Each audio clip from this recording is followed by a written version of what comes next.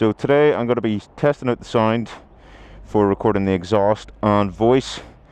The microphones that I've got are the Zoom H4N, Zoom H1, both on the exhaust, and then I've got a Zoom H1 recording my voice, and you can also hear my voice through the GoPro. So I've been struggling to get good noise from the exhaust, good recordings to the exhaust.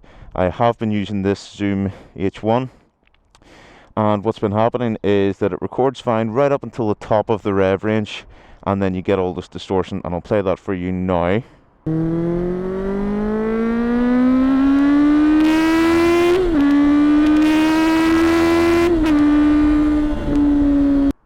And so no matter how low I've been putting this, in terms of the input level, I had it at 17, then I had it at 12, then I had it at 10. Now I'm going to be trying it at 7. And I'm going to be trying this, the Zoom H4N, at 0.5. And let's see how that goes. So I'm recording my voice with this Zoom H1.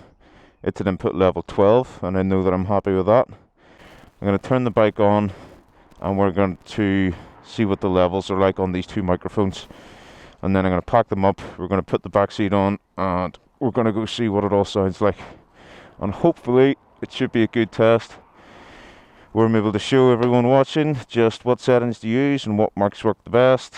I wasn't able to find on YouTube just exactly what the input settings for these guys were to record the exhaust the best, so that's why I'm making a video on it.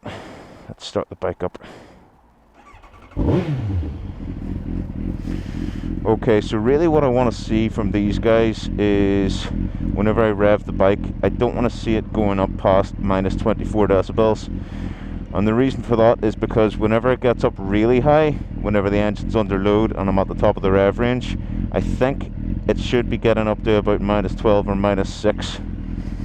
So if I rev that, they're both going slightly over 24 or minus 24 decibels. So I'm going to hit record on both of these, and then we'll take them out and see what happens. So this one's got the little fluffy dead cat on top. This one I'm just going to wrap up in this, just to make sure that there's no noise going around these top microphones. Right, put this guy back in here. That's all tucked away nicely so that hopefully nothing is going to be hitting anything or upsetting the microphones in any way. Get the back seat back on.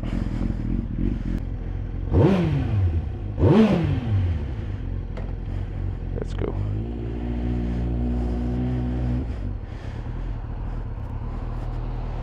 So what I really need to do is take her out to a road where I can get it up to some proper speed,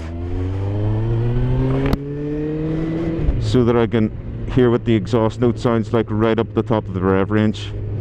Because as I said before, whenever I did it with the Zoom H1, it seemed to be that no matter how low I set the input, it would still distort right up at the top of the rev range. So the microphone that I'm recording my voice on is the Zoom H1 with a little cheap lavalier mic from Amazon or eBay. I think it was only 15 quid. I can't even remember what brand it was because I've had lots of them over the years for different video stuff, but it's just a cheap one. Right now I'm sitting at 45 miles an hour, and you should be able to hear the difference between what the sound would be on the GoPro, if you can even hear my voice through the GoPro right now, and the difference between that and recording into the Zoom H1 using the lavalier mic.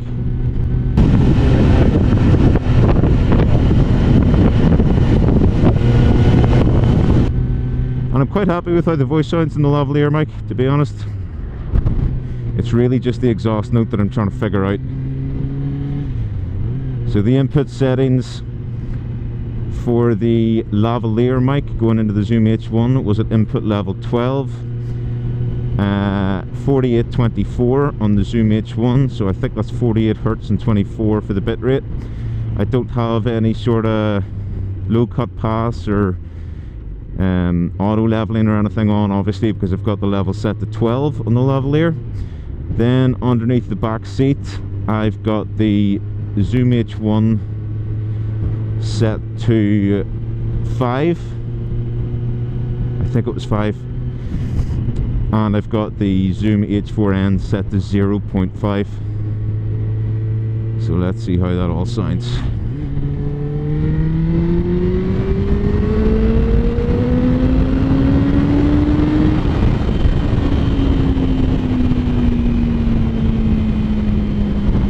So there was the first pull up to about probably 8,500 revs. But what I want to do is get a proper pull the whole way up to 11,000. And then what I'm actually going to do is get out, go underneath the seat and lower the input levels again on both of those mics. I'm going to do my first proper pull now.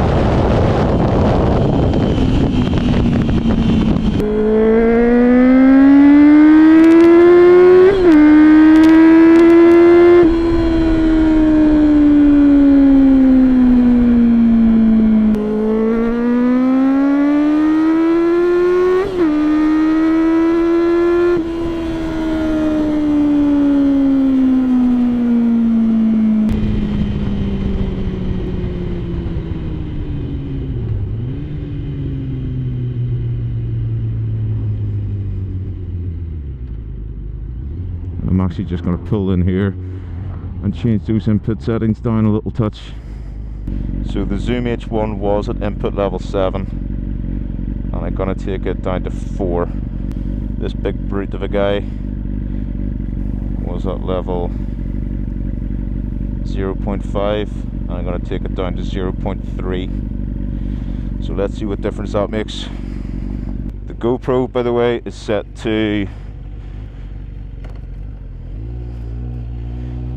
It's set to 30 frames per second, shutter speed 160 and max ISO 800 if anyone's interested.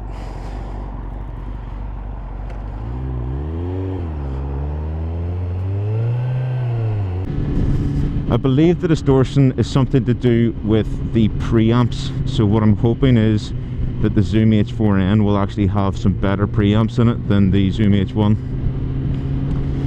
From reading online, what I gathered was that no matter what you reduce the input level to, if the preamps aren't good enough, then a loud noise will cause distortion. So I think that's what's been happening to the Zoom H1. I've been setting the input level pretty much as low as I can get it, and I'm still getting distortion. So if the Zoom H4N has better preamps, then I'm really hoping that that's going to solve the problem. The exhaust noise out of this ZX9R is beautiful, especially with the Delcovic, I think that's how you pronounce it, the Delcovic exhaust. So I'd really love to be able to capture it. Capture it well. By the way, I saw a trick on YouTube last night to solve a spongy brake problem, which is to pull your front brake lever as hard as you can get it and tie a cable tie around it and leave it overnight, and that's what I did, and my front brake feels a whole lot better today. Right, pull number 2.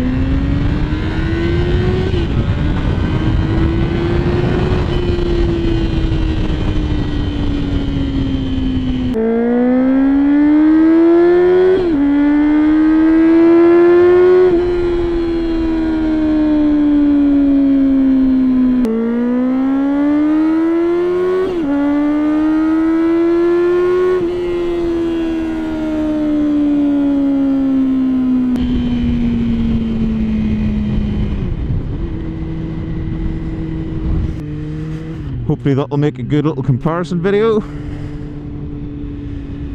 Oh, what a lovely day. So I'm recording this audio as I'm editing the video, and it turns out that the Zoom H1, so long as you get the input level low enough down to 4, shouldn't give you any distortion at the top end of the rev range. So any of you guys out there with a Zoom H1 who want to use it under the seat, just make sure you get a really low input level and it should do a good enough job for you. I'm going to keep on using the H4N just because I think that audio is just cleaner and just does sound that little bit nicer. So anyway, hope that was a useful video for some people, and yeah, cheers.